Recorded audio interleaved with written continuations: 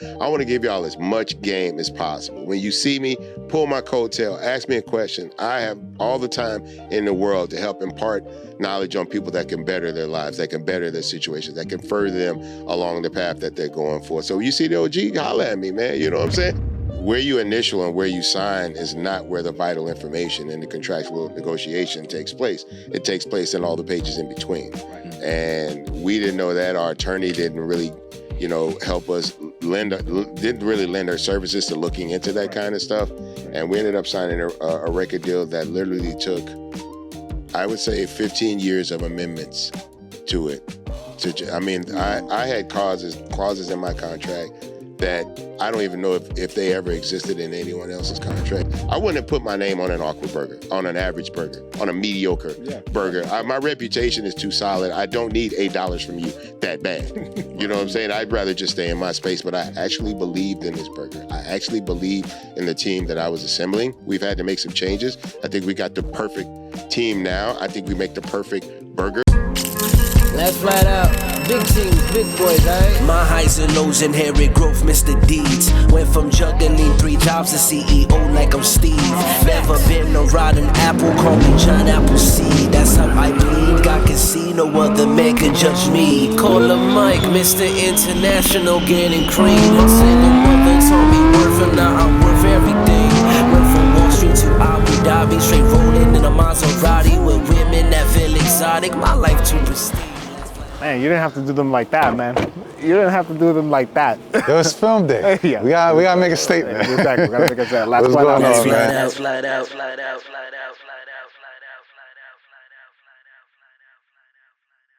Welcome back to the Last Flight Out podcast. I'm your host, Mike, alongside Jay.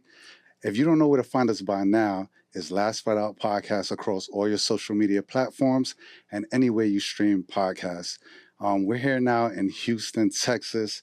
This is going to be a legendary episode, as well as a lot of gems are going to be dropped as we're talking about financial literacy. I'm going to kick it over to Jay. Introduce. That's right. Today's episode is a special one. It's about purpose, community, and financial empowerment. Before we get started, I want to give a major shout out to my brother Marcus Cormier for making this happen and for introducing me and Mike to Foundation 99, an organization that's focused on ownership, education, and empowerment. So really appreciate that, brother. But today would be we'd be remiss not to give flowers to this next guest on our episode. He's a Grammy-nominated artist, a cultural icon, and a man who's used every stage he stood on to give back. But today isn't about his music. It's about money, legacy, and freedom. Just as he's built legacy in hip-hop, he's now building one in financial literacy. Through his work with Foundation 99, showing Black and brown communities that ownership, education, and empowerment are just as important and vital as artistry. So it's an honor to welcome to the Last File podcast, Bun B. Thank y'all so much Appreciate for that, having man. me, Thank man. you so much for real. the time. It's a pleasure, man. It's a Thank pleasure. Honestly, it took a few months to put this together, but thanks to Marcus, Foundation 99, and for your time to be here today. I'm happy to be here with my boy. Yeah. So we start off every episode with an icebreaker. So Okay. I'm going to throw a word at you, and you give me whatever comes to your head. Okay. Okay. So the word is trill. Wow, above and beyond. That's typically how I phrase trill. Like I grew up in an era where keeping it real was a popular refrain. Yeah. And I think most people get the idea of what keeping it real is. But when we talk about being trill is it's not just about being, in somebody's corner when it's good, but it's in being somebody's corner when it's not good. It's about, everybody has an idea of what a friend should be, but it's about being more than just a friend. Sometimes it's about being a brother. It's about being a cousin. It's about maybe, depending on the relationship, being a father figure or an uncle to somebody. But it's really just about being what people need you to be in the moment to get through. Absolutely. Yeah. And I guess to set the stage of this show today, Marcus, can you let us know what is the core values of the mission of Foundation 99 and why is it needed in today? Absolutely. So, the core of Foundation 99 is really just to provide financial empowerment to communities that are underserved, that don't have access to financial advisors, financial planners, or they don't even know how to access financial planners, or if they should. A lot of people associate financial planning, financial advising with having a ton of wealth, right? And we want to remove the stigma that you don't need to have millions of dollars to sit down and practice good financial behaviors. Because if you're making 50,000 and you're making bad decisions, you're going to make those same bad decisions when you make 450,000. And so it's all about making sure that people are empowered with the information so they can make better financial decisions. Okay. And Bun, kicking it over to you, what was it? What was the what resonated to you about Foundation 99 for you to get involved with the organization and sort of its core values? Well, I'll be very honest. It was Marcus. Marcus and I were board members on another charitable arm of an organization before. And when Marcus moved over to the Foundation 99 team, they reached out to me and asked me would I still want to be involved with him about it. And of course, I love the way Marcus thinks. I love the intentionality behind his actions. And I know that he cares about the community in the same way that I do. So, and then the way it was approached was like, I think this is the group that we should really be with because they're targeting directly the people that we know are affected. So it was a no-brainer to join him at the organization. And I'll be honest, he was right. You know, no offense to our former partners. They did a great job, but they were moving in a different direction. But this foundation has stood firm in its mission, and I'm just happy to still be a part of it because it's consistently growing, it's consistently empowering people, and it's consistently the need for it. It's consistently being seen and embraced by so many people. Absolutely. And something that you said that resonated with me about making bad mistakes, and something that you said in the past, you don't need sort of like a large amount of wealth, right, to have education, right? Like so if you're making good decisions with $5,000, $10,000, $20,000, you'll make them when you have 10, 20, those good habits to stick with you. So, yeah. And I guess just to get a little bit more information, I guess what do you think is the principal foundation of starting your financial journey? You know, someone just coming in straight out of school, out of high school or college. What is the first principle that they need or that you see? I mean, I think the biggest thing is just understanding how to create a plan, right? You don't go out and start you dream about a business, but before you start a business, you got to have a business plan. You have to understand what you're working towards so you can kind of build it with your financial life. It's the same thing. Whether you're working to retire at 50 or 65 or whatever that lifestyle looks to you. But I think the lack of planning is what kind of puts a lot of people in, kind of bad spaces. And really the lack of planning falls into the lack of information. Sometimes when you don't know, you don't do. And so a lot of people just kind of go through the motions of life. And then when they're getting ready to kind of get to that point where they want to shut it down, well, now we're 50, 55 and we're trying to play catch up from the last 20, 30 years. And so I think now is the perfect opportunity, especially to capture young people. When I was 20, 30 years ago, I didn't know what a mutual fund was. I didn't know what a stock was, but kids today know how to open up brokerage accounts and invest in crypto, right? So so nowadays they're interested. So it's now just kind of capturing that interest and then helping them navigate it so they can be more efficient while they're doing whatever they're doing. But I just think planning is the big thing. If you don't plan, you're just going to go, nowhere fast. Yeah.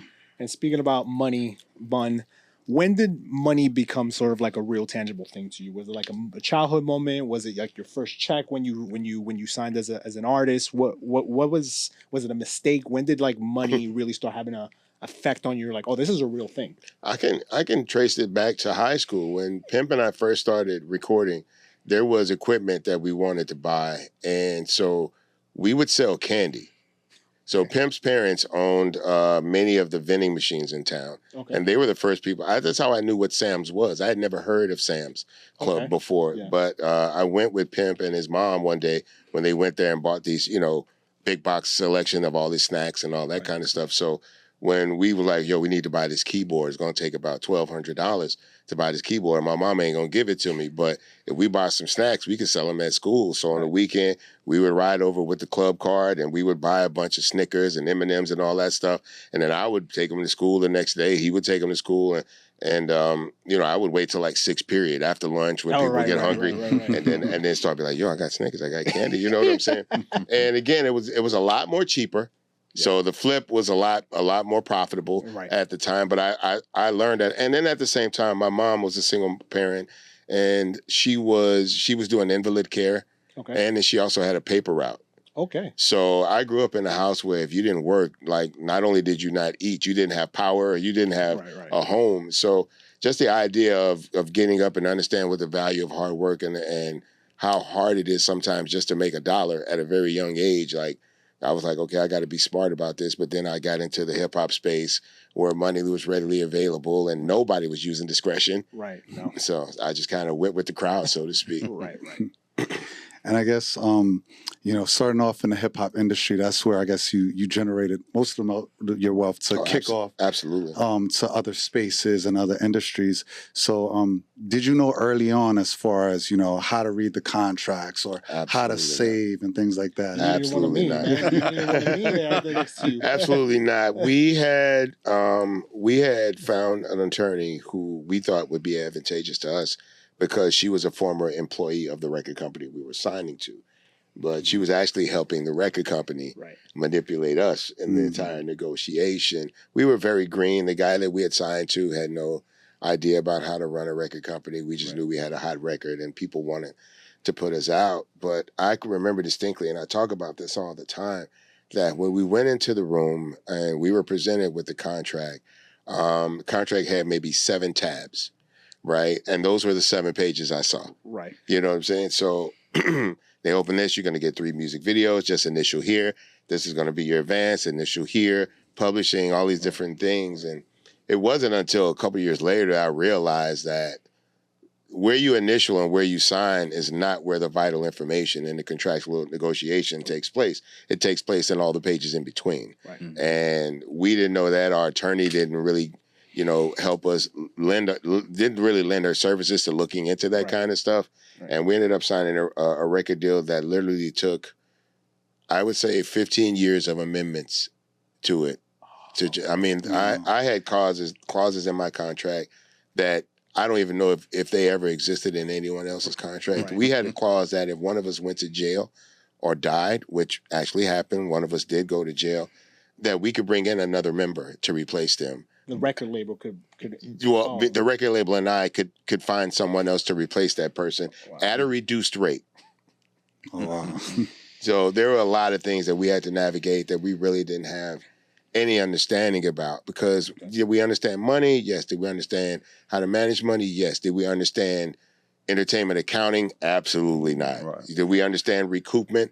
Absolutely not. Did we understand the idea of not owning our publishing outright? Absolutely not. All we knew were those 7 tabs. Right. And the 7 tabs were basically the 7 things that we asked for. Right. You know what I'm saying? So those 7 things, so that moment where we can say, I think you were taken advantage of at that point, how did that shape you moving forward from that point? I'll tell you a funny story. When we signed the contract, we didn't, we thought we signed the contract, we did everything, they slid us the check, and then we asked to, can we excuse ourselves for a minute? So we go out in the hallway and we start celebrating. Like, we came all the way from Port Arthur, Texas, the town of 45,000 people, very small town, all the way in New York City and Manhattan, signing a record deal on the 42nd floor of a high-rise building, right? Mm-hmm. So we think we're killing it. We come out and we see KRS-One walking down the hallway.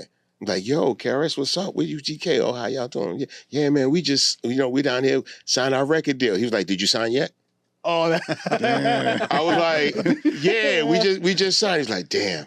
Good luck, young man. Oh, man. No. So that is, if anybody ever tells you, I'm a lawyer, so whenever somebody comes to me and says, oh man, this situation, first question I ask them, did you sign? Did you sign anything?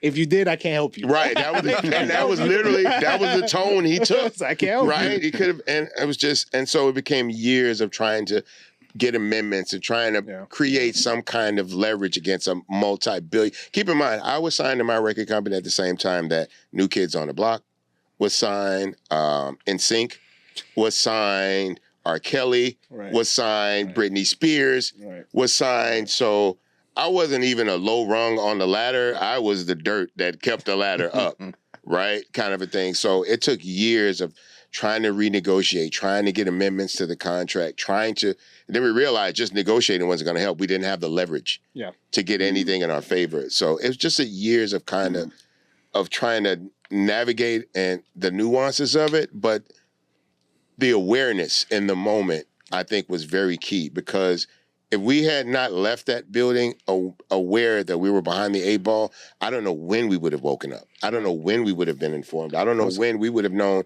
that on its head, the situation is precarious, right? So from that, I guess, from that moment, you went from being happy to quickly like, damn. All right, within a 5 minute, literally within a 5 minute period, like from the height of my life to the lowest I had ever been. Wow. And Marcus, just with, I'm sure Foundation 99 comes across people with all different types of financial backgrounds, literacy levels, and things of that nature. And Bun, this is a sort of like a two-part question, so whoever wants to take it first. Like from that moment when you were like at the lowest that you could have been, what was your plan with when you and Pim, like how are we gonna get out of this? And like what does Foundation 99 do to sort of help people give the tools to come out of bad financial situations? Well, I think for us it was about like let's see where we are.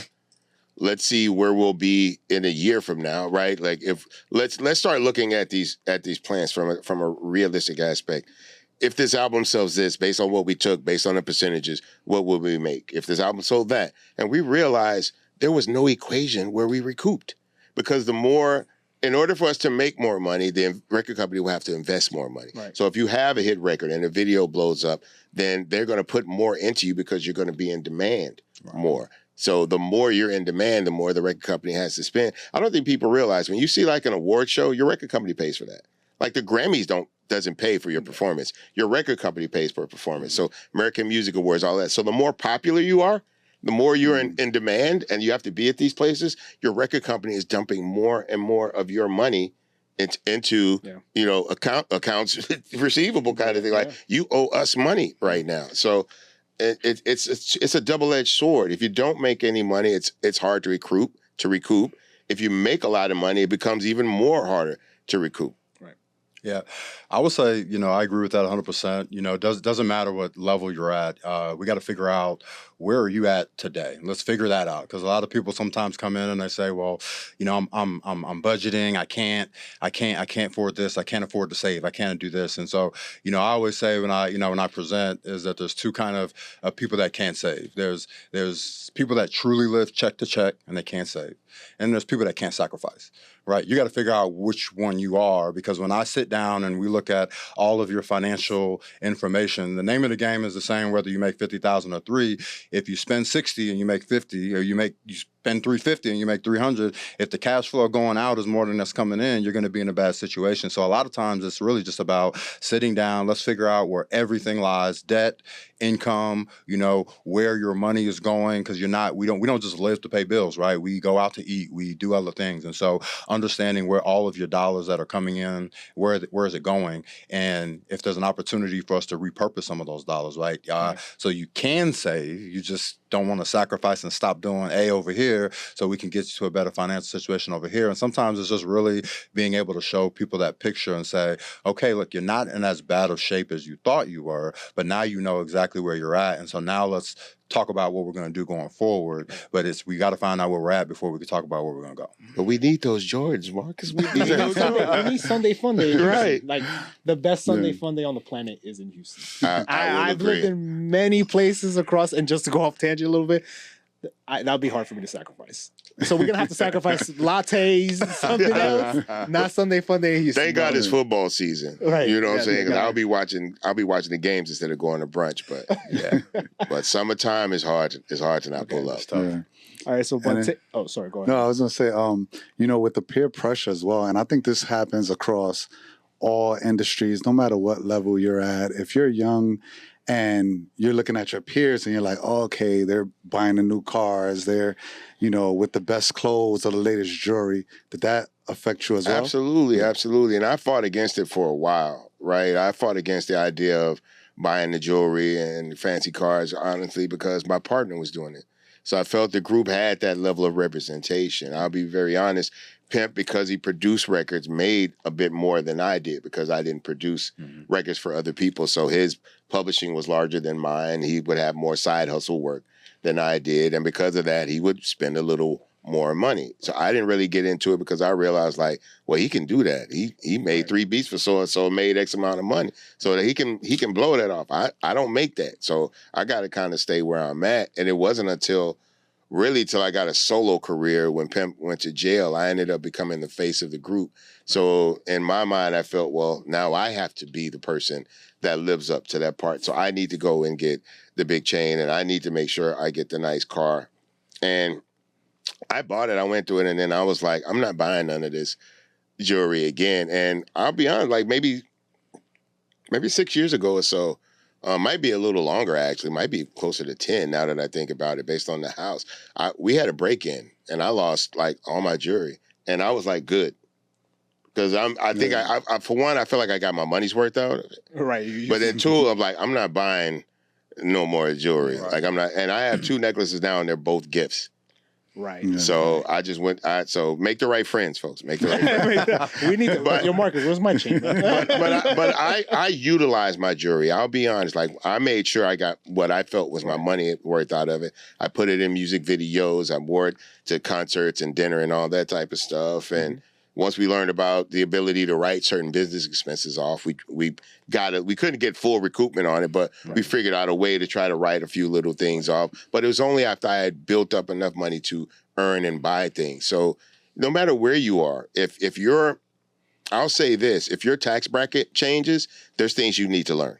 Yeah. Like, and that's if you're going up or if you're coming down. There's going to be levels of discernment that you're going to have to learn in order to handle these things, frankly, properly. Because if you can jump in this industry, you can jump from working class to wealthy very quickly. Right. Very quickly. And again, you need those tools that Foundation 99 offers. You know what I'm saying? Because you could be, and again, these things can grow exponentially. Right. Right? Like Shabuzi, I remember Shabuzi dropped, and he was just an independent guy out doing his thing with like 50 people in the crowd, and now he's doing 50, 60, 70,000 seaters. You know what I'm saying? So you need empowerment and information, but also you need the right team around you. Yes. It's a different thing between an individual and an organization, to be fair. Yeah, that's true. So take us back. So when they slid you that check to you and Pimp that day, so obviously your wealth probably exponentially jumped that day, however you felt about it at that moment. But did anyone sit down with you and say, hey, Bun, Pimp, you guys should be doing this, you guys should be investing in that? No one gave us any, I can speak for me. No one gave me any financial information. Pimp's mother was a bit more involved in his business than mine was, and his mother had a different level of business success than my family had. My family was working class. They owned their own business. So they understood things a little bit clearer, and I'm pretty sure they passed a lot of that knowledge down to him, but it didn't stop him from balling. No. Like it didn't stop him from balling out. You know what I'm saying? But no one was there to give me any information. I took it to a bank. I didn't deposit it. I cashed it. You cashed it? I cashed on my cut was $15,000. I cashed it. I went to a club called Jamaica here in Houston back in the day. Shout out to Paul. There's still another Jamaica. It's in a different location, but shout out to Jamaica Paul for that. And I went and I was like, I want to buy champagne. It was like, how much champagne? Like, it wasn't even a thing. Right. It wasn't even a thing. I was like, I don't know, it's 4 of us. Give us 4 bottles. You know what I'm saying? And they were like, all right, cool. And I was just trying to buy everybody drinks. I just wanted to share and celebrate. You know what I'm saying? Because when I signed, I was like, well, at least I got this check. You know what I'm saying? So let me go out and at least have a good time. Right. But the idea of being careful, I like many other entertainers, assume that was it. I signed a record deal. I got a check. I'm finna start making money. My first concert was for like $150. Like, we were not making any real money at that time. Right. So getting a $15,000 check, that's all mine. I ain't got no kids. I ain't got no woman. It's just me. I'm like, I'm finna go have some fun. That money might have lasted 10 days, bro. 10 days. And I was right back. I worked at the record store that the guy that put us out owns. So I was right back at work within less than 2 weeks, broke, looking for that check again. Right. You know, and wondering why aren't we doing show? We signed now. Like, why aren't we on tour? Why aren't we on this? Right. We hadn't even turned in the album yet. So I got way ahead of myself. But again, I was very irresponsible when I was only responsible for myself. As I started to get other responsibilities, had a woman, had a family, and all these other things, I had to take that kind of stuff into consideration. And I realized, like, you ain't gonna be balling out like that. Because every time I wanted Jordans, the kids wanted Jordans too. So that comes to what Marcus was talking about sacrifice. Yeah. You know what I'm saying? The only way to make these things work, to make sure my family was taken care of and happy, I had to sacrifice my personal pleasures. Yeah. What would you say was your first asset that you purchased? Probably a home. Home? I would say a home. And that took a while to become an asset because obviously it was a mortgage. Yeah. So I had to invest in it. But we were adamant that we wanted to pay that house off before we got to another house. That's smart advice. You know what I'm saying? And so we made sure to do that so that now the house is ours. We own the house. Right. That's an asset for us. Yeah. It's not a liability. Money, we're only spending money on it for upkeep and whatnot right now. And then we're like, well, now if we decide to move, we got to make sure we make money off of his house. We didn't. You know what I'm saying? Right. Because the value went down. We bought our first home and then Enron crashed. Oh, okay. You know what I'm saying? Damn, but so the local economy really, got affected, and for sure, like the home price shot up with Enron. Like so many people were working, and so many people were buying homes, and then the market just crashed. So we got the house for what we thought was a little bit more than we should have paid for, but we were able to get into it quick. Right. So, and then it took a little longer to get out of it. Right. That price keeps dropping and dropping. I was like, okay, we don't need this big a house next time. No. That was the whole thing. We had perpetually bought houses bigger than the need, than our home need. Right. So like now it's just my wife and I because the kids are gone or whatever. So we're in a one story. We used to live in 2 stories for no reason. 5-bedroom house with three bedrooms occupied. But like your mama get a room and she come, and my mama get a room and she, you know what I'm saying? That kind of a thing. We just wanted to share the fruits of our labor with everybody, but we realized we didn't have as much fruit as we thought we did. Exactly. So another 2-part question. Yeah. One for Marcus, one for you, Bun. So what would you say along the way was the biggest financial lesson that you learned in the music industry, not taking account all the other successful ventures you've had after? And going back to his point, Marcus, like what are some of the things that Foundation 99 takes to someone, like in terms of framing, what is it that they can actually afford, right? What's actually within their financially healthy for them to do, because that's a common thing that people do nowadays. They get a check, they buy more house than they need, they buy a more expensive car than what they need, more expensive clothes. So like, what are some of the tools that Foundation 99 does to empower the community for them to be more financially literate? Yeah, I would say, especially when it comes to home purchase, I mean, we're still, Black and brown communities, we're still well behind the curve on owning real estate, right? So that's a big thing for us, and making sure that, the folks that we work with are educated about that process. And so it's really, once again, it all, for me, I'm a planner by heart. So at the end of the day, it's let's sit down and let's look at, the income sources. I know that a lot of people talk about the home buying process and let's see what you can afford first and then go look at it, and I'm kind of on both sides of the fence. I think that's a smart play, but there's nothing wrong with dreaming, right? Go out, dream, see what you like, see what you want to get, and then let's sit down and obviously we could talk about what you can comfortably afford, but then educating them on the whole entire home buying process, right? Because you can go online and say a home costs $400,000, the interest rate is this, and then it plugs out a number and says your monthly payment is this. But then they forget about taxes, they forget about insurance, they forget about HOA fees, and all those things can easily take you out of the affordability of the home that you're trying to purchase. So really kind of helping people map out, what it is that they're trying to do, and then just making sure they have the financial means. There's a lot of financial planning standards that you can go over and say you should only spend this percentage of your gross income and this percentage of your net. But at the end of the day, it's during your working life, you got competing goals, right? And we're always working on more than one thing. Nobody's just working on retirement or putting kids through college. We got 10 things we're working on. We just got to prioritize what's important and figure out, okay, well, maybe I can't buy this $400,000 home and also have XYZ. If I go down $50,000 or $100,000, then I can also buy my wife a car and I can put more money in my retirement account and then I can get that house that I really want later. And so it's just kind of about making sure we map it out. Numbers don't lie, set expectations, but just make sure people are informed so that way they're not going to let a real estate agent, that doesn't know their financial situation. They're trying to sell a house, right? We're trying to prepare people for the entire process of the house. And so that's really just the importance. So just making sure everybody's informed and then we send you on your way, obviously, where we work with you through the process also, but it's really just making sure you have the information. I should have had Marcus when I was a younger guy. You should have. So let's walk people. I'm gonna set up a scenario, and we're gonna walk people through entertainment or just pretty much accounting, right? So let's say I'm a brand new artist, I'm a popular artist, record company wants to sign me. So a record company is going to advance me. Let's say we'll keep it small and easy so people can keep it. Let's say they're going to advance $500,000. Now, $150,000 of that is going to come to me personally.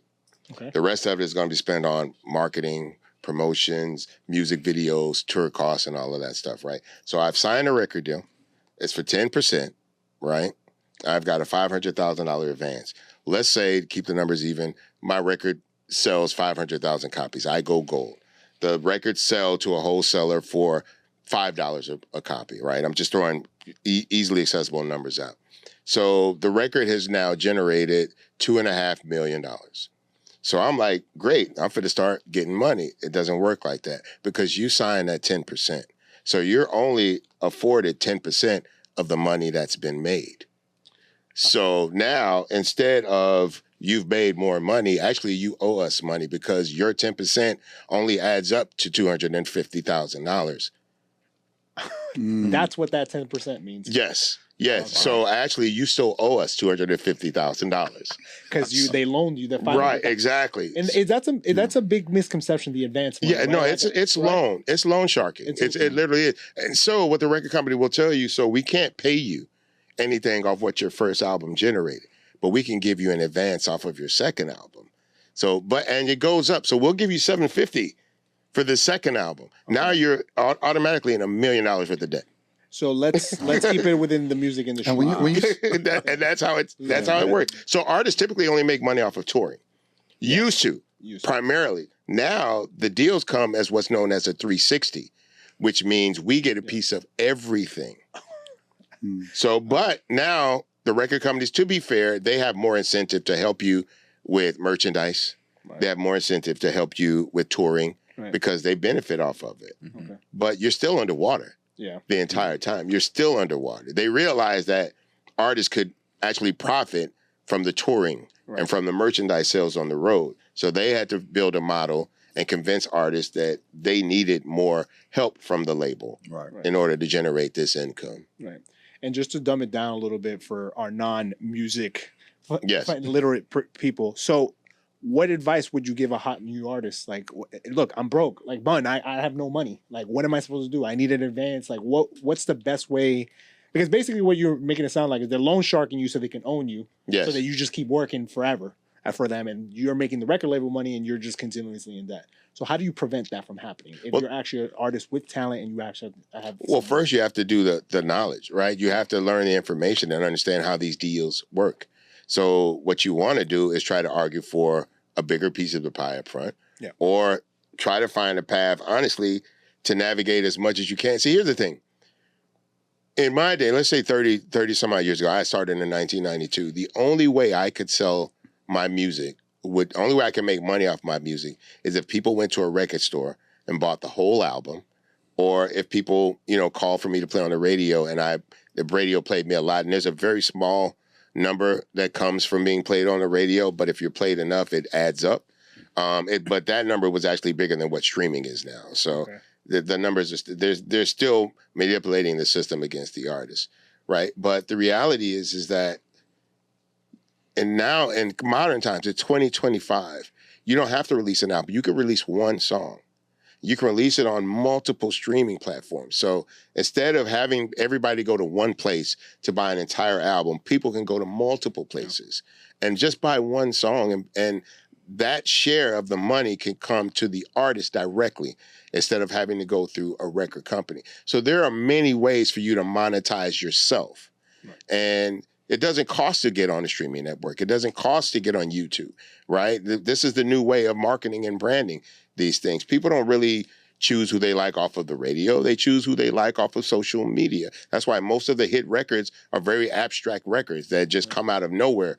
I'm a fairy. It was a fairy, like it just works in the space that it's introduced. And then people try to find other ways of having that shared experience by finding something in their life that will equate to the use of said song, kind of thing. But the reality is the more money you take, the deeper you are in debt. And that's just the way it's a loan is set up. You know what I'm saying? And it's very hard for an artist to navigate. So you have to take as little money as you absolutely need and utilize as many resources as you can get proximity to in order to get the music straight to the people. But you can look at people like Slim Thug, who's tried to stay independent as long as possible. He signed one major deal, realized that was not for him, and now he owns everything he makes. That's why he can have all those cars, because he's self-monetized. Right. You know what I'm saying? So I would definitely argue, like a La Russell. I think La Russell is the brand new standard of how to do things. La Russell is very lo-fi. Yeah. You know what I'm saying? He puts a lot of work in on a daily basis, and he brings everything straight to the people. He affords the people an opportunity to buy his music and be a part of his experiences without a third party involved. Yeah. So there's no Live Nations when it comes to his concerts. No. You know what I'm saying? There's no Ticketmaster when it comes to his concerts. He's bringing everything to the people. Now, there's obviously lesser income that comes with that, right, but there's a stronger bond with the people, because the people are now a part of your struggle. They're a part of your journey. They're invested in you. The same way that you buy a football jersey because you like the player and you want him to be a great player and you hope he does great and gets the huge deals and all of that type of stuff. It's the same thing with an artist. Artists are now in a position to bring their music, to bring their visuals, to bring their vision and their movement directly to the people, where it would take a little longer, but the money is more consistent. The bond is stronger with the customer, and you will eventually become who you are. And people will gravitate to you because they see you're more business minded about these things. That's where the endorsements comes in, the sponsorships. That stuff tends to underwrite a lot of things that artists are doing now. These Red Bull, Monster Energy sponsorships, those things come in handy. And then the higher you rank, then it becomes Coca-Cola and and Polo and all of these type of things. But it's a process. You have to have a team that believes in you, that's willing to sacrifice with you as well. I think is the most important thing, because no one does it by themselves. You have to have a team that believes in the vision. Right, that's true. How have you been able to, I guess, adapt to just change in the industry, or even my wife? Whatever it is you're finna ask me, my wife. My wife is a very, very level-headed woman. My wife understands what our family needs, not just what we want. Because every now and then there are things that we want, and we have enough money to buy those things, but is that really necessary right now? So if I don't have X amount of money coming in that can justify 10% of this fun thing that you want, we can't have fun right now. That's a good rule. That's a really good rule. You know what I'm saying? I'll give 10% to fun, right? I'll give 10% to fun, because I can still save 40 and use 50 for whatever we need in the house, right? But I think it's okay to enjoy something. Yeah. But you can't enjoy it all, right? Like we make pretty good money in my industry. We make pretty good money, but that money is today money. It's not promised tomorrow. Yeah. So if you are not on tour and you picking up, some of these guys, like I'll be honest, when hip hop first started, people were picking up money in like sandwich bags, right? With my generation, we were making money in like corner store bags, right? They're making trash bag money nowadays. These guys are picking up $200,000 on the back end, like just on the night of. So they can go and spend $50,000 on jewelry if they want to in their mind, because they've got 10 more shows or whatever lined up. But it becomes an issue when you feel everybody needs a chain. Like, if you do this, instead of buying and I get it, I understand your people came with you, give them that chain money and see if they buy a chain. Give them the money that you spent on their chain. Give them that cash. That's actually good. We need to write that one down. Give them that cash and see if they buy a chain. And if they don't buy a chain with your money, why would you buy them a chain with your money? Yeah, that's smart. That's smart. Were you buying chains for people when you? No. I wasn't buying chains for myself. That was the thing. I wasn't buying chains for myself. And I had a side group that we put together, the Middle Fingers, but we never generated enough money. To do all of that. And we were all family men. At that point, everybody had a woman, everybody had kids. So we were trying to get to real money. So wasting money on a chain wasn't gonna help nobody at that point. That would have been just cap. Yeah. And just moving on to the other ventures. So 2 questions. What was you were signed to Rap a Lot Records. No, I was signed to Jive. No, Jive. As a solo artist. As a solo artist. Yes, I was signed to Rap a Lot. So you were around music mogul like Jay Prince. Yes. What are, he's obviously very well known in the music industry. Even people who don't listen to music know who he is. But what are some of the things that you learned from him? Land. From Land. land? Buy land because they're not making any more of it. That was the way it was told to me. If you got spare money, buy land. You don't have to build a house on it. You don't have to put a business on it. Just buy land if you can buy land. If you can buy land. That he was adamant about that. And if you look at him, he's made significant success in the boxing world as well as in the music industry. But he'll tell you his business success is the fact that he's been able to buy up hundreds of acres of land around America. Right. In Texas. And I think Montana, he's got crazy land in Montana. And obviously Prince Island in Belize, Like I never thought I would know someone that had an island. And I didn't realize when I met him in the 90s, he had the island. Like he's had this for a while. He's got this huge ranch here. He's got at least over 100 plus acres in, it's either Montana or Wyoming, but it's somewhere very white and very country.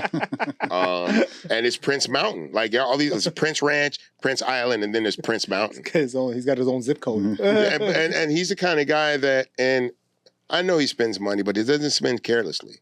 Right. He always has a new car, but he doesn't, I had to learn that everybody's not walking to a car lot with a bag of money and buying a car. Right. That's how I used to have to operate because my credit was trash.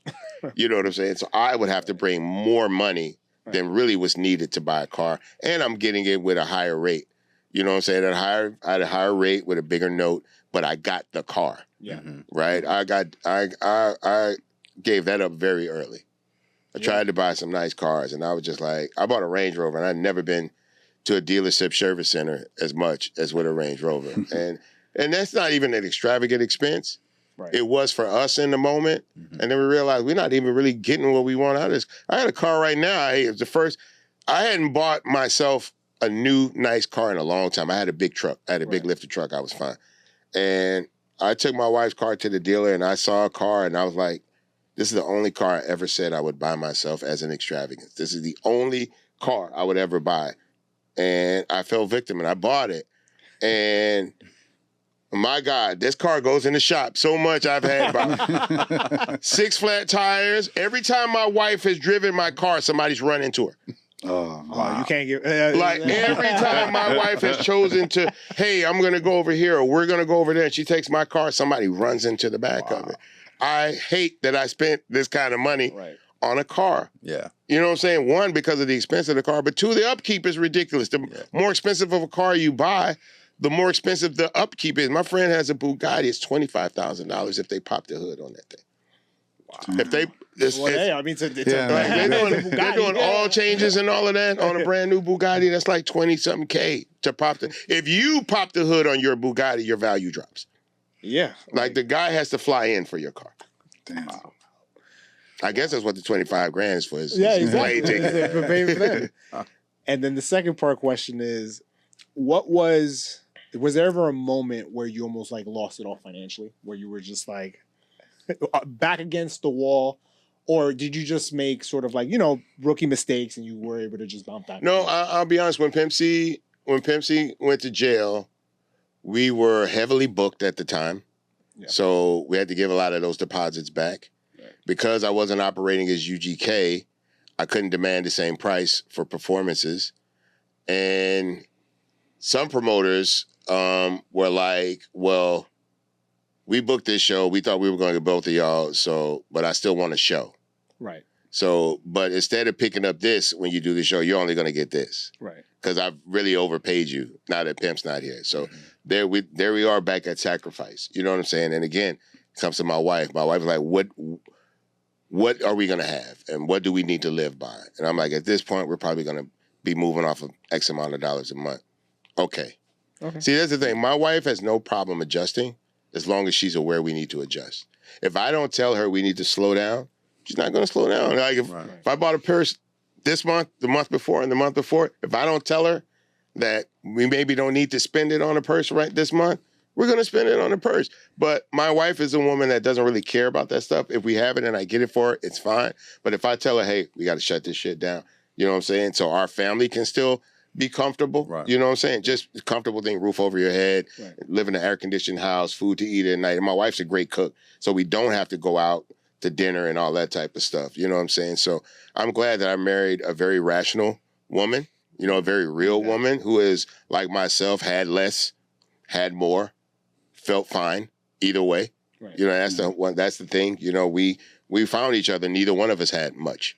Right. And so everything I gained while we were together. Right. You know what I'm saying? And everything I lost while we were together. Right. But we're still together. Right. Right. You know, so we've been through the ups and downs. You just have to, honestly, just like we talked about picking the right team, you have to pick the right partner. Yeah. You really have to pick the right partner, and you have to be honest. I know a lot of guys who hide, their wives don't know where all the money is.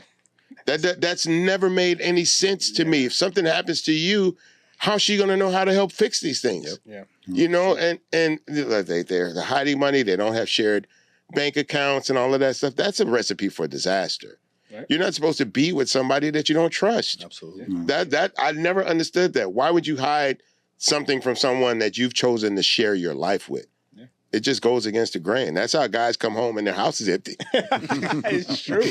And so is it fair to say from that lesson, the lesson that you learned from that experience was sacrifice? Yes, absolutely. Absolutely. Mm-hmm. But I was very lucky that it was a shared sacrifice. So even when times were tough, I never had to go through those things alone. Right. I never had to suffer through those things alone. And we were able to find peace and have joy in spite of scenarios. I'll be honest, making a lot more money can be very awkward. My children didn't grow up in the same life that my grandchildren are growing up in.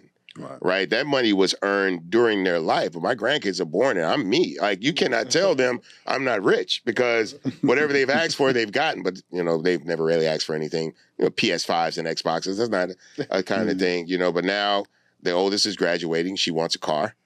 She'd been talking Tesla. And then finally she says, I think I want a Kia.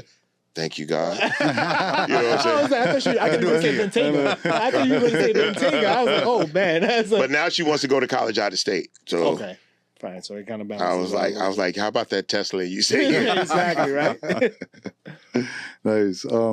Quick one. What about stocks versus, real estate? Do you lean more towards? I prefer real estate. My wife actually started investing in stocks when Cash App started allowing you to invest in stocks. Oh, okay. And she had a very smart philosophy. I was like, what do you got? She's like, I got Zara, I got this, I got a couple of different things. I'm like, really? She's like, I ain't buying nothing I don't use. Right. Yeah. Like if I spend money there, I see other people spending money there, I assume it's a viable business. Right. So I'm gonna go for it. You know, she bought Apple. There's a couple of things she bought that actually went well that she started during COVID, and it actually went really well for her. I tried investing in everything I invested in was like, eventually had a class action lawsuit. At some point, a couple of telecom companies, you know, I didn't know, but she was very smart about it. She didn't, the one thing we've been smart about investment is that outside of real estate, which real estate is viable in our minds, it's a very smart investment for the most part. But everything else is like, you can't invest with money that you can't afford to lose. Yeah. That's true. That's why I don't sports bet. You know what I'm saying? That's why I don't do prop bets and all of that, because I don't know enough about it. Right. And that's why we didn't do a lot of stocks and bonds early on, because we didn't know enough about it. I only got into crypto because one of the gentlemen, shout out to Spotty. Spotty was one of the early cyberpunks. He was one of the guys that invested early on cyberpunks and on Bitcoin. Mm-hmm. So he's worth having. Right. So he hit very, very, he knew the market very well. He was at Procter & Gamble, I believe. Spotty was at Procter & Gamble for a while. Okay. Well, he was very savvy and he made a lot of money. And so he wanted to do a verse with me. Okay. And he says, I can give you cash. I can give you, I can give you ether. I could give you half and half. I said, let's do half and half. And so I used the ether to invest in other NFTs and cryptos and different things like that. And we made some great partnerships because my partner had a Bored Ape. And so we took the Bored Ape IP and used it for a hamburger company. Okay. So we were the first company to utilize a Bored Ape NFT in a restaurant. Oh, nice. And so What's what up? started as a pop-up actually lasted for 2 years. Was that the one in Cali? Yes, Okay. in Long Beach. Yeah, In yeah. Long Beach. Okay. It was called Bored and Hungry. Bored and hungry. Yeah. So Okay. we actually, from a burger standpoint as a company, we're getting a lot more traction in the earliest days based on the NFT brand. That brand actually ended up opening doors in Korea and Philippines, and as because Wow. NFT and crypto is a lot stronger overseas in the Asian market. Yeah. It never really died down in that market Right. as opposed to here. And then the Trill Burger thing ended up taking off a little bit more. Right. And so we eventually transitioned from that full time into Trill Burgers. But we were very excited about the energy that being involved in the crypto and NFT space came. And everything I made was on, was on free money. So Yeah. So speaking about Trill Burgers, now where they're transitioning towards your business ventures, yes. obviously you need capital to start any type of business, right? But what are some of the steps that you took beforehand when you were like, all right, I'm ready to dive into this business and I'm ready to pump in the capital? Because sometimes people, like you say, they invest with money or they start businesses with money where they're like, I need this to work. Yes. Right? Which is an uncomfortable place to be. So what are some of the steps that you took personally in order for you to make sure that you had a proper business plan and the capitals that you needed in order for it to be as successful of a venture as it is today? Trill Burger had a lot of energy from a lot of different places. First of all, my partners were very steeped. One of them comes from the branding and marketing side, so that's what their focus is on. The other had already owned and been successful in several restaurants. He was also co-owner in the restaurant where we did the first pop-ups at. Got it. So we had a lot of those things to our advantage. The other thing was the owners had day jobs. Okay. So we never, to this day, we've only taken minimal, like at one point we were like, we got to take a management fee because of what we're doing. So we were getting like $1,500, $2,500 a month, but that doesn't pay anybody's bills. Right. Like I still have my day job. My two owners have their day job. So we do not take the profit out of the, we've stopped taking those management fees, in fact. And we keep everything in the pot. Because anything you take out of a profitable business, in order to grow that business, you're going to have to reinvest anyway. So it's best to just leave it in there. Leave it in the pot. And so because of that, all the profits that's generated, not only in the brick and mortars, but we do pop-ups, we do catering. We serve out of the U of H football stadium. We serve out of the NRG football stadium. So we have a lot of opportunities to bring in subsidiary income from other things. And then that just goes to the pot. So now we've opened 2 stores primarily with no outside investment. We haven't had to take in any investment from anybody. We're still completely self-owned. And to get from 2 to 4, we're now understanding lines of credit better. Yeah. You know what I'm saying? Utilizing, quite frankly, other people's money to make it work for us. It's better than your own. You know what I'm saying? But we've got a great track record. People see the work that we've done. It's a very successful business. So we're just trying to stay on that model. Now, at some point, we realize maybe if we want to go from 6 to 12 or 8 to 20, right? If we look to scale on that level, we're going to have to look at either bringing in some level of financial investment or some level of real estate partnership, because real estate primarily becomes the biggest expense. Is the land that we're growing on and building out these things. So we're very careful not to scale quickly. Right. We're going to 4 stores now, and then we just want to sit and chill for 6 months. Because of our rapid expansion, we've basically been hiring whoever we can hire, just trying to get warm bodies in the kitchen to cook food. At some point, we're going to have to build a different culture in this business, right? People that care about more than just a check. Yeah.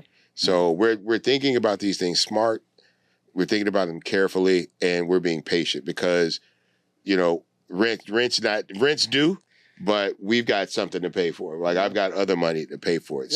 I can be patient. Now with rap shit, I might need to step it up and kick it up a notch, right? And speaking engagements, do a little bit more on that stuff. But I want to make sure that I keep myself as available as possible as this company would need me, and try to be smart with everything we do spend money on. Right. So that we're doing things the right way, in a calculated way that doesn't waste any necessary capital. Right. We want to be as profitable as possible while having a minimal cost as possible, that doesn't compromise the quality of service or food that we serve. Right.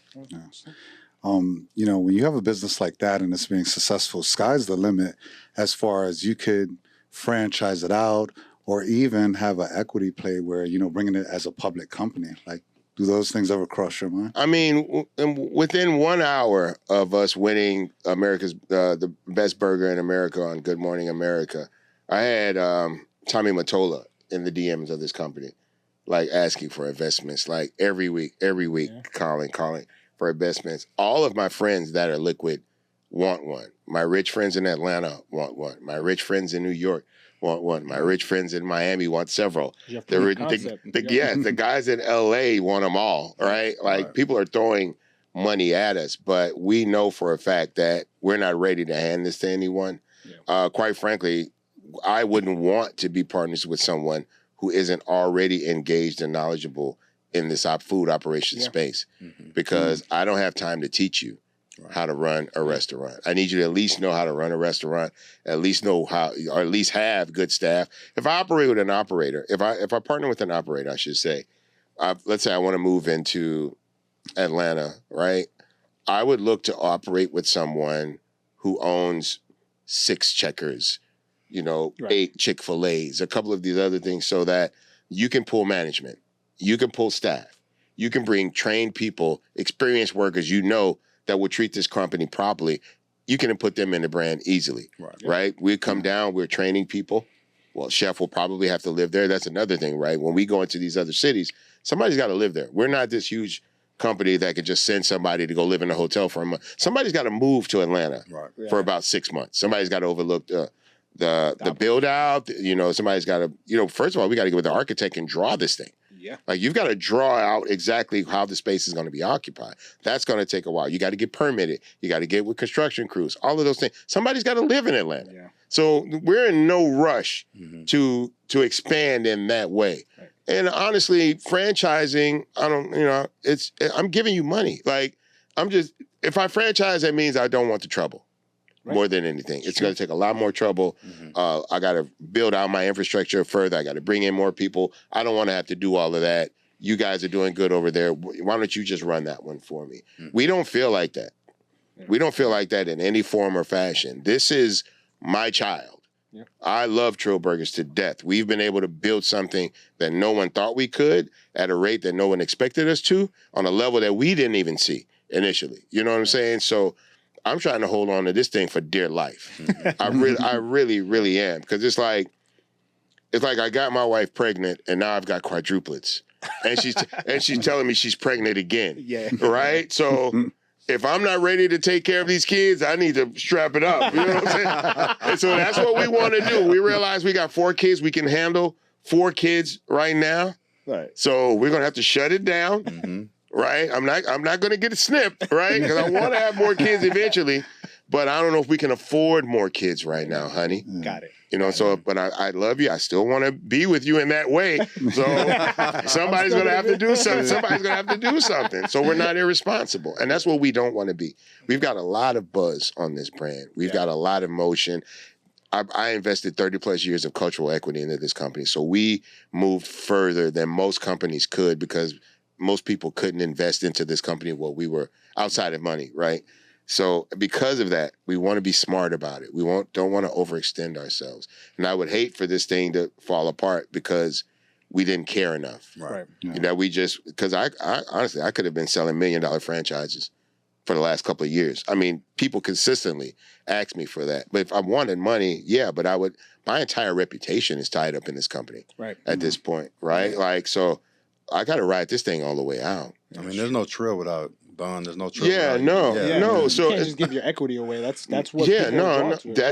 That's what gets them through the door. So I have to protect that by any means. And overextending too soon would immediately kill that, because my personal reputation is so connected to this. Like if my bathroom is dirty, people think I'm dirty. My kitchen's dirty, people think I'm dirty, right? I'm not dirty. If people are treated rude in my restaurant, they think I'm rude. I'm not rude. I'm nice. I'm kind. I smile. I'm personable. You know what I'm saying? So if you represent this company, you got to be clean. You got to be kind. You got to be nice. You know what I'm saying? You got to care. I'd rather have 10 people that care than 20 people that just want to get paid. Yeah, it's true. because they'll put in the extra effort to do what those other 10 people were doing because they care. Right. And out of any venture, you can tell the people who want to check versus the people who are actually equally as invested in you in the sweat equity. And look, unfortunately, we've had to scale in a way that we've had to bring in some people that only wanted to check. So we have to work very hard about training the culture. Right. I can train you how to cook the food. That's easy. It's the training the culture of the restaurant that has to be stressed more than anything. Right. And we're now catching up because people have to work in so many different places and there's so much expectation. They realize it's a lot easier if you just smile. Absolutely. Like just smile while you're doing it, because the weather may be bad, the wait may be long, right? So at least the service has to be good. If you go to a restaurant, the food is A1, but the service is bad, you're never going back. Correct. But if you go to a restaurant, the service is A1 and the food is okay, you might be like, I think I ate the wrong thing. I'm gonna go back. I should have got the short rib, right? That kind of thing. So, but you'll give it another chance because you enjoyed the experience. 100%. Yeah. So even if it's not food, if somebody come in, let's go get a drink over there. I like the vibe. Yeah, You know what I'm saying? Let's just go get it. We ain't got to eat. I wouldn't eat there, but it's a nice little vibe. I guess well, we both landed and then docked today, right? What can, and we gonna go after this. All this talk about Trill Burger. What can you guarantee that we gonna get, at a Trill Burger that, is not guaranteed anywhere else? It's like I said, the weather may be bad. You may have to stand in line in some uncomfortable weather. You know what I'm saying? It may take a little longer than you'd like in order for you to get your food. But you will not have a better hamburger in the city of Houston. And here it is. It's a blessing and a curse because you're going to have the finest hamburger experience you've ever had. And then you're going to have to leave. You're going to have to leave. And you're going to want a hamburger again. Yeah. And you're going to realize because you're going to be like, I want a burger. I'm just get a burger. And then when you take a bite, you're going to realize it's not a Trill Burger. It's going to be very, very hard for you to enjoy your normal, regular, everyday burger experience after having a Trill Burger because for most companies, a burger's an afterthought. For most people, a burger's an afterthought. You usually only want a hamburger if, I got 30 minutes for lunch, I need to grab something quick. Yeah. Or you're leaving the club or somewhere, you need to put something in your stomach, right? So there's a very low level of expectation of what a burger should be. Yeah. We exceeded by so many margins, right? That you realize no one has ever cared about giving you a burger this much. Nobody's ever put as much thought into giving you a burger as we have. Nobody's more concerned about how you feel after eating this burger than I do, because they just sell burgers. Yeah. That's all they do. They just sell burgers and people go there and buy them. I believe that effort has to be put into my brand. I believe that people need to have a higher level of experience in my brand because as a recording artist, I offered a higher level than the normal musical experience. True. And so if people get lesser for their money, lesser value for their money from me, they're going to feel shorthanded because they've gotten better value from their money before. So it's like, well, he's got to be cutting because I don't know. I wouldn't have put my name on an awkward burger, on an average burger, on a mediocre burger. My reputation is too solid. I don't need $8 from you that bad. You know what I'm saying? I'd rather just stay in my space. But I actually believed in this burger. I actually believe in the team that I was assembling. We've had to make some changes. I think we got the perfect team now. I think we make the perfect burger. I think we can offer people a near perfect experience in the brick and mortars. And I just want to continue that. That's why when we get these 4 doors, we can scale more, but we want to stay calm, make sure that we manage those 4 in Houston before we go out. But I'll be honest, Dallas and San Antonio and Austin, they're getting tired of waiting for this burger. They're like, I don't go to the H-Town anymore, man. No, because Dallas has loved Bun B and UGK. There's been a back and forth between Dallas and Houston. If Houston sells 50,000, if Houston buys 50,000 albums, Dallas wants to buy 60.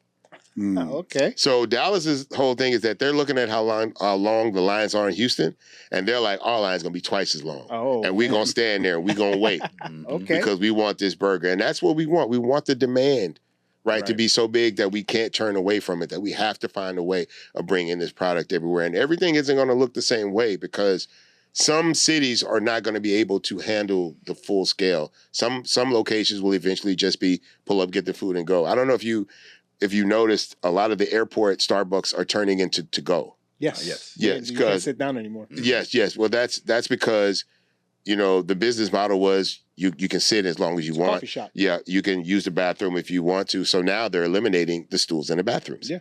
You know what I'm saying? So they still keep the customer. Right. They still keep the money coming in. Yeah, right. But their overhead's going to get consistently shrink more and more. And that's what I want to do for smaller markets, because I feel like my brand is very strong in like the Macon, Georgias, and Lake Charles, Louisianas, and places like that. I have a lot of strength as a brand in there, as a personal brand in there. So if I go in those markets, I know I'm going to need a sustainable store.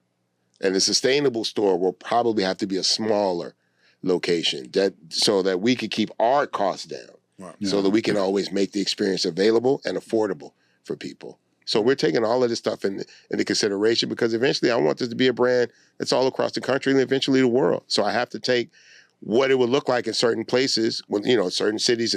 I could go big. I can have a 2-story, like Chicago's got a big 2-story. And some of them are just going to need a window. Right. Exactly. You know what I'm saying? Just pull up, get the burger, and go. Yeah. And thanks for sharing that. You're like the epitome of Black minority success with the Trill Burger, with your successful rap career. I mean, you've watching and being so inundated in these communities for the last 4 decades, essentially, that you've been a part of sort of the rap community and now in your business venture. What are some of the things that you're seeing like the system fails, so that there's like, how is it failing us? Because it's not that many Black or brown homeowners. There's not that many all Black owned businesses, right? So what have you seen that has been some systematic failures, and some of the things that we can do to sort of change that? Well, right now, I think everybody's suffering from hiring. Everybody's suffering from staffing. That's primarily the biggest issue that most businesses have. I think for me, we have pretty much what we have to navigate, what everyone else has to navigate, but there's just a higher level of expectation for us. And in the early days, it was very hard for us to keep up with that level of expectation without the cash infusion. Right. But as we spread the brand around and found more opportunities to raise money, that became less of a headache. Right now, we have a new administration in town. Right. The former mayor, who's passed away, rest in peace, Sylvester Turner, he was not just a mayor, he had been a councilman, he had been a congressman. So we had all been able to build up, all of the companies around town had built up a very strong relationship. Now that there's a new mayor in town and a new administration, many of us don't have that kind of proximity to City Hall. Right. So navigating things that used to be just a phone call have become very difficult, quite frankly, for many of us, which is why my third store isn't open now. And again, these things happen. I was lucky to have had the relationship I had with the prior City Hall, but that becomes a thing. And then obviously they're answering to different people for different things. So, and I am a company of color, right? Like there is Black ownership in this company. There's Latina ownership in this company. There's white ownership in this country, in this company, and there's Asian ownership in this company. So while those things culturally lend themselves to a lot of different things, it can also become a hindrance in certain spaces. You know what I'm saying? Now, because of who I've been to the community, I get to navigate around a lot of these things. But as we expand and go into different neighborhoods where I maybe don't have that connection with those communities, it becomes a bit more difficult. But the most difficult problem that we have would close other doors. I would be very honest. Yeah. It would close other restaurants, the things that we've had to navigate as owners and proprietors of this company. Leadership, trying to, we've tried very long and hard to not have to bring in outside leadership. We were operating in the hopes that we could elevate people to positions. Homegrown talent. Yes, absolutely, without having to bring outside people in. But now we're in a position where we need that outside factor to come in so that people don't feel that anyone's playing a particular preference. Right. Because there's Black leadership, there's Latino leadership, but there's a lot more Latina staff than there is Black staff. So language communication becomes a problem. So navigating leadership culturally to make sure that Black voices are heard, Latina voices are heard, female voices are heard, is something that we never thought that was going to be a concern.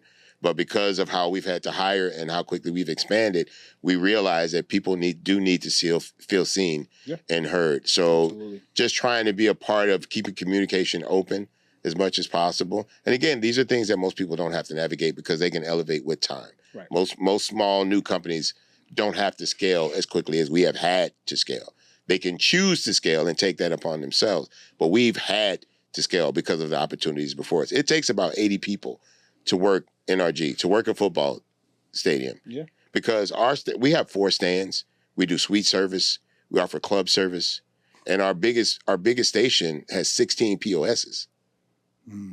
So that's 8 lanes on one side and 8 lanes on the other side. It takes a significant amount of people. It takes 20 people just to ring y'all up. You know what I'm saying? So it's a lot, bro. But I am so blessed because there are so many things that new and up-and-coming businesses have to deal with that, quite frankly, because of the team we've assembled, we've been able to navigate that. But because what we're doing is so singular, like it's never really been done on this scale before. Like having a celebrity brand that's just exploding. That could be all over the country if you wanted it to. And trying to manage it takes hell. It's hell to keep one door open. I could imagine. It's hell to keep one door open. But once you think you got it, you can go to 2. But then going from 2 to 4, that's a big step. That's a big step because I've got to have the leadership. Not about having the people to cook. It's about the leadership. It's about the management. Because you have to delegate at that point. Absolutely. You have to make sure that those delegatees are delegating the culture too. And everything needs to be consistent. They can all train food. Like we can train food. That's not a problem. But how are we serving this food? Right. You know what I'm saying? How are we showing up to work? Right. You know what I'm saying? Are we sagging? Yeah. You know what I'm saying? Do you need more shirts? That type of thing. I want to cycle all that stuff because I don't want that to be a hindrance to what I really need you for. Right. You know what I'm saying? So I tell people all the time, tell us what you need. It's hot outside. You need a neck fan. You need tell me what you need. I'll get it for you. Would you rather work in shorts? And we like to have people in pants, but if you're going to work outside and it's 95 degrees, maybe we should give people some grace. Yeah. Maybe it's not, and it could be black shorts. We like people in all black. We like uniformity. Right. We can get uniformity with shorts. You know what I'm saying? So there are a lot of these different things that we have to navigate, but to me, it's a blessing. I wake up every day encouraged about knowing things, about learning things, about teaching things, and about spreading the culture of Houston because this brand is fully embedded with the culture of Houston. Yeah. You know what I'm saying? So, and I'm a big part of that. So I don't want to mess it up because I got to hear from everybody else that brings culture in this city. But I'm blessed, man. I have to say I'm really blessed, even with the difficulties, even with the things that we have to navigate. And they can be tough sometimes. I'm blessed because I know it's harder for other people. Something I live by is pressure is a privilege. So if you're facing pressure and this is a venture that you walked into yourself, that's something that you're blessed to have. Like, I'm proud to work. Right. I will say that I am proud to work. Yeah. I really don't care about the job for the most part. I'm glad to be able to work, provide for my family. And then I've been blessed to be able to provide a service beyond just the work that I do, but the culture I represent and how I extend myself to the community. These are all blessings. People come in my restaurant, give me their hard-earned money and tell me thank you. That's a blessing that I don't think many people share. Right. So I got to live up to that. And I got to make sure that when they do that, because people work hard. Yeah, people work hard in this world. Some of us have, we have a kind of life where we can, excel above those kind of things. But I'm very aware how far removed I can be from these situations, but how easy it could be for me to be on the street tomorrow. Like all it takes is one really bad experience and a lack of concern for this whole thing to just domino effect and fall apart. I have to wake up every day and care about it. Every day and hope that everybody working with me cares about it. Yeah. I want to go back, I guess, to education because I know you taught a class in Rice University. It was hip hop and religion. But have you ever thought about teaching a course on financial literacy in partnership with Foundation 99, like in the classroom? And how early do you think, is needed in the community? We should have been teaching that class years ago. I'll be very honest. We should have been teaching that class a long time ago. I think I'd be open to it. First of all, let's say that I didn't go to college, but I had the opportunity to teach at college as part of like a cultural exchange, and I understand how important it is to give the new young leaders of tomorrow the proper guidance, the proper mentorship, the proper information, the proper support in order to send them out in the world the proper way. Financial empowerment is important to every single person because we all need money to survive and sustain in this world. I would be honored to co-teach a class like that with Marcus, but I'd be a TA. I'll be honest. That's the guy right there. I would be a TA. I'd be happy to pass out the papers, do some scoring on the testing and all of that, and even speak to certain things as a business owner. But yeah, no, it's needed. The problem is that who's going to sign up for the class? I think everybody. That's the thing. I think everybody. We would think that, right? But people get into college and things start pulling them a different way. Sometimes in a good way, because I taught a student, he was in college for his MBA, and now we're both restaurateurs. Like neither one of us were in the food space, but we were prepared properly for business. Right. You know, so I think people need to be properly prepared for financial, not just literacy, but empowerment. Right. Right. Not only to give them the information, but to give them the confidence to utilize it and to better themselves, and then to bring other people on board. That's why, you know, Foundation 99 loves working in these school boards, going in these school districts, working with these employees, right? Because if you can just get one or two started, right, and they can start showing things turning around. Girl, it's a cute little shoe. Yeah, because I quit buying coffee every day. You know what I'm saying? And I save $40 a week. Yeah. So I can buy me some new little shoes to walk around. Those little things. Yeah. Right? Reprioritizing things, sacrificing things like Marcus said, and leading by example. Yes. That's the key, is to lead by example. Growing up, I didn't have any my parents were first generation immigrants, so money was never spoken in my house about about how to invest.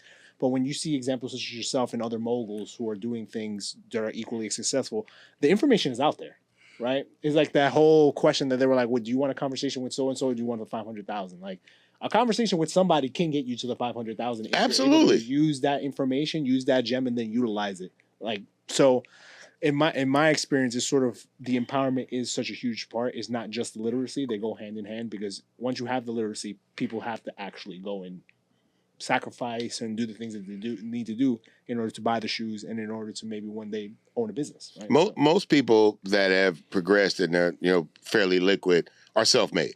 Yep. Now, don't get me wrong. There's some legacy that helps people. There's some heritage. There's some bloodlines that help certain people get far. But you can look at the immigrant experience, for example. They never got a hand up on these things, and they still found a way not just to assimilate, not just to find employment, but to grow and thrive and create and all of these different things. These things are available for you if you're hungry enough, if you care enough, if you ask enough questions, and you're willing to put in the hard work and delay the gratification. Yeah. That's something that we really don't see in this modern time. It's that everyone looks for instant gratification. I tell people all the time, you got 1,500 hours in this world to be live, to be cool, to be fresh. If you could use them all up in your childhood and be the old man working at Walmart, or you can save it, work hard, and then enjoy it all and be cool, to be that cool uncle, be that cool pawpaw from 55 to 75. You know what I'm saying? Because you put the work in when you were young enough to do the hard work. You don't want to have to do that hard work in your 50s and your 60s. You know what I'm saying? Sacrifice now. Don't go to the club now. Like, don't buy those shoes now. Don't get that car now. Don't get a girl that you can't afford now, right? That's a new problem. That's a new problem with IG and stuff like that, Absolutely. Right? Like, so. You know what I'm saying? And then look, most men, I can't really speak to women. Most men don't become who they're trying to be in this world until like the mid-40s. It's true. It takes a long time to grow to get there. The more you do trying to be cool when you need to be working, it for one, it takes longer to get there. Yeah. It takes longer to get there, and people are watching you. Yeah. That's the thing. People are watching. The people that hire you. I hire people, right? I'm an employer. I'm watching everybody. They don't know it. I'm trying to find socials. I'm trying to see everything because I really need to know who you are as a person. Right. Type of thing. And if the money I'm investing in you is going in a good place because you get to grow, you help my company grow and all of that type of stuff. No, man, we're not playing those kind of games nowadays. It's hard though. All the things you said I agree with, but also watching you when you were sort of like in your prime, like everyone's trying to be like that, right? When I'm growing up, I'm seeing all these reggaetoneros, all these rappers. Right. I want the big chain. I want the nice car because what does that come with? That comes with the girls. That comes with the access. That comes with this and that. But the real game is sort of if you're able to delay all that and work really hard and then get to a place where you can actually afford all that and not put yourself in some massive amount of credit cards. Yes. Then it doesn't matter whether you're 25, 35, or 45. the litness is going to be the same. Yeah, no. So like, Now, if you got bread, if you're 30, you're 40, you're 50, life is life, right. right? You know what I'm saying? So it doesn't matter when it pays off. When it pays off, it pays off, right? So you can be working. You start at 18, get to 28. You're not there yet. Don't worry, keep working. Get to 38, keep working. Don't worry, you're not there yet. Keep going. Get to 48, and everything just falls in your lap. Changes. It all comes together. You look different. Your hair, you got a different barber. You got a different skin routine, bro. You look better at 48 than you did at 18 sometimes. This is true. You know what I'm saying? Especially if you're working hard. Yeah. Especially if you're working hard, man. You'd be very, very surprised. We can fix the teeth. We can fix the hairline. We can fix all of that stuff with money. Surgery. Right. You know what I'm saying? We can get you right. Because you got Jeff Bezos. Jeff Bezos looking better now than he did when he first started Amazon. I look at the picture of him in his garage, the first Amazon office. Yeah. He looks old as shit. Like, he looks, you can tell he's working hard. He ain't doing nothing he don't want to have to do now. No. Right. You know what I'm Doing saying? anything he doesn't want to do. And I want to be there too. I want all of us to get there. Yeah, you know? absolutely. Yeah, definitely. So, I guess what other ventures do you have in store or that you're looking at that you haven't quite tackled yet? The tenders. We have Trill tenders. And I believe that our tenders are just as good as our burgers are. And I think the distance between how good other people's tenders are and how good ours are is significant in the same way it is with the burger. We know we have to work differently with that. Trill Burgers is a family brand. It's a place where I want you, your woman, your kids, your parents, whoever you got that you love, bring them in, have a good time, have a good burger. The tenders we can have a little fun with. Oh, I like that. I feel like, because we've been looking at a restaurant concept. And what I mean by that is I don't want like this big extensive menu, but I would like a bar. I would like a bar for light drinks, something for some little frozen daiquiris and margaritas. Hey, that's nothing all crazy. that takes, man. You know what I'm saying? And it definitely helps with the profit margin. Yeah. But Trill Tenders is designed to feed you and then bode you well on your day. You come in, eat your food, and leave. People would love to come in Trill Burgers and sit and watch a football game on Sundays or watch the Astros play or the Rockets, you know what I'm saying? But we can't afford to dedicate that kind of space to that. Yeah. I think Trill Tenders, we could do that with. We could play with the concept of Trill Tenders. We could do tenders. We could do chicken salads. We could do sandwiches. There's a little bit more room. Trill Burgers is just a burger.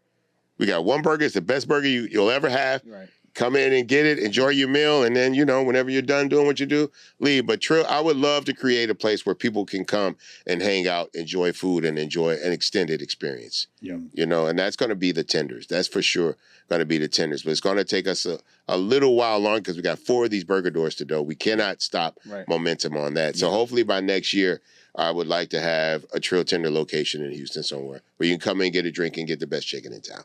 Oh, yeah. Right. And, now that you're building your resume sort of as a businessman and you have this sort of long laundry list of accomplishments that you've made as an artist. Yes. Right. And the cultural impact that you've had, not just in Texas, but also in hip hop, me growing up in New York and you're on Big Pimp and all that stuff. I can go down the line.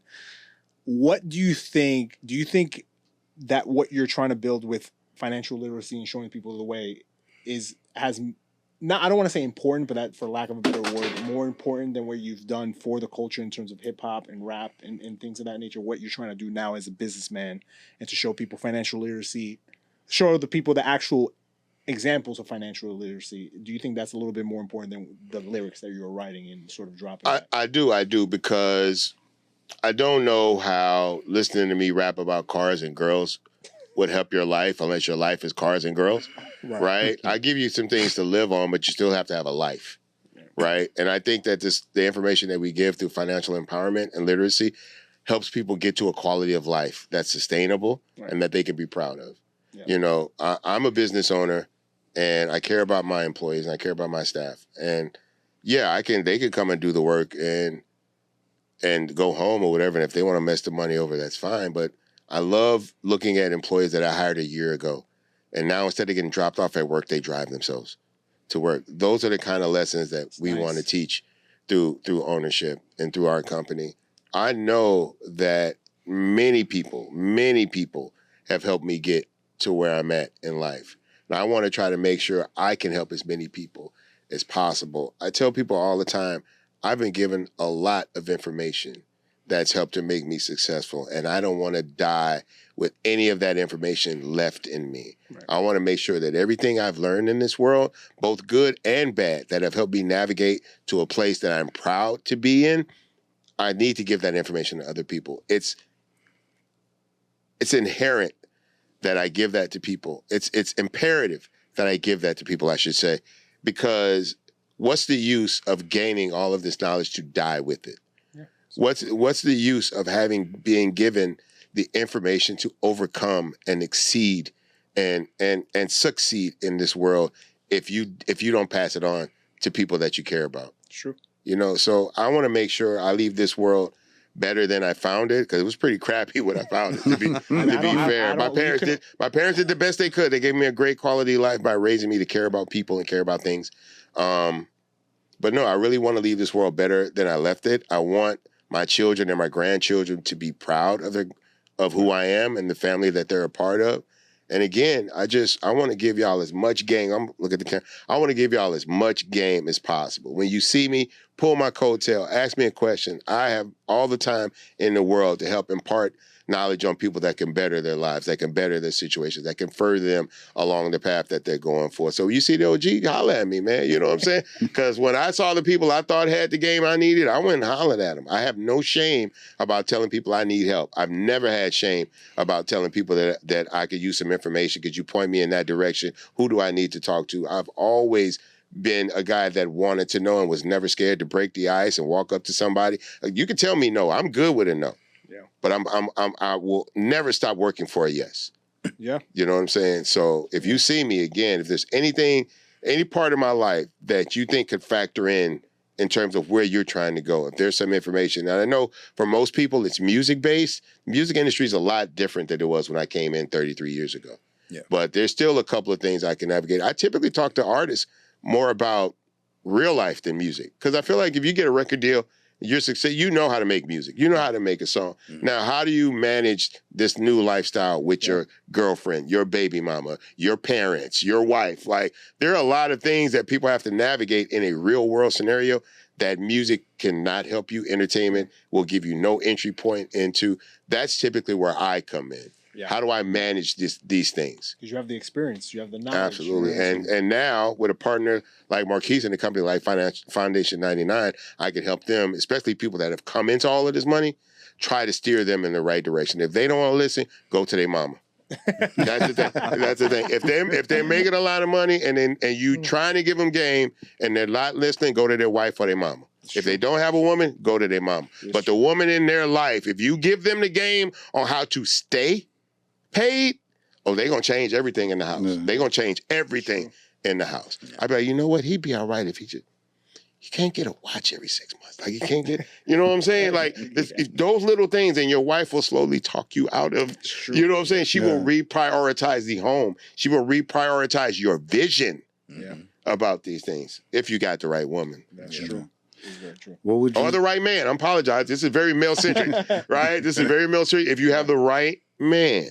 Because women are very serious about business right now. They're they are very adamant about being successful in this world. And picking the wrong mate, male or female, can throw you off your path. Absolutely. That's true. Don't be out here getting whipped. I just want to keep it centered in the real world. If you had to say one thing to a young Bun B right now, what would you tell him? Don't get that Sears credit card. The Sears credit card. No, don't get Sears. Oh, Sears credit card. Oh, I got a Sears credit card because they offered me one, and they told me I could use. Me and flat tires. I've had a long relationship with me and flat tires, and it started with Sears. And Sears gave me I went in there and bought. Like, why don't you just get a credit card? And I got it, and then I started buying other stuff from Sears, and I didn't understand. And then those letters started coming in the mail, and then I was like, "Wait, I spent $800 on tires. Why do I owe Sears $1,250?" Exactly. I'm not paying attention to these percentages, these rates, and all of these things. 24.99. Yes. So don't get that Sears credit card, and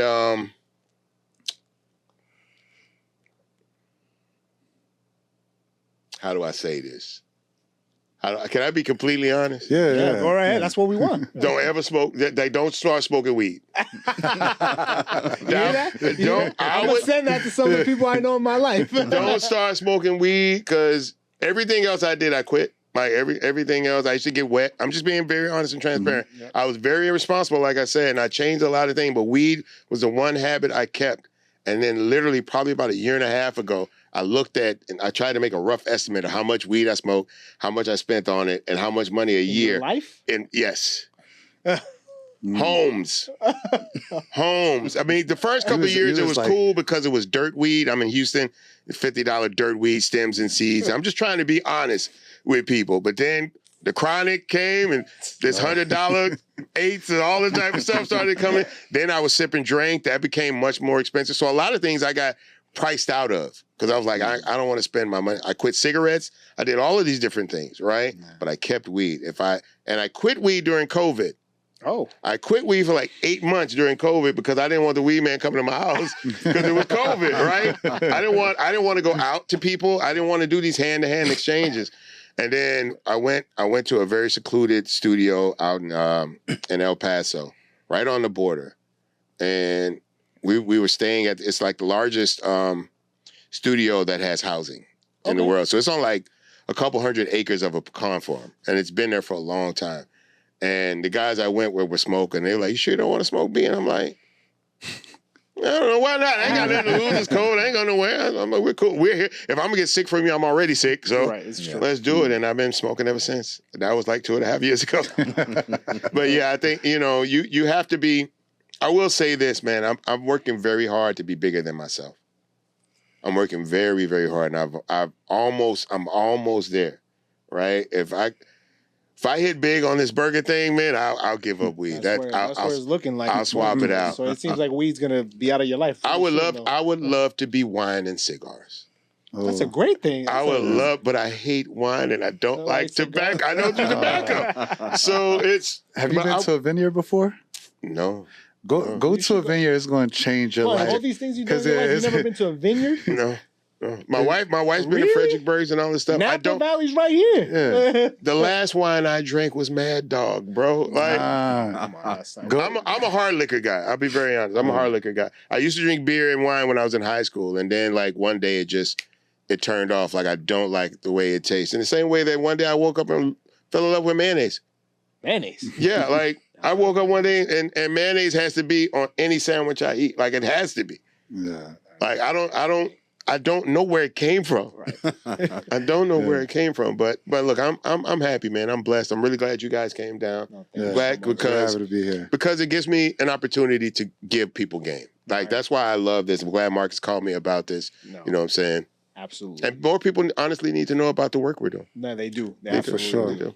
So we got 2 more questions. One from Marcus, and then Mike is gonna ask you our staple question of the podcast. So on Foundation 99, Marcus, what do you see like sort of 5 years from now? What do you hope like the foundation sort of like what more collaboration partnerships that the foundation hopes they can get so that the message of community, financial empowerment, financial literacy can sort of get more expanded out there?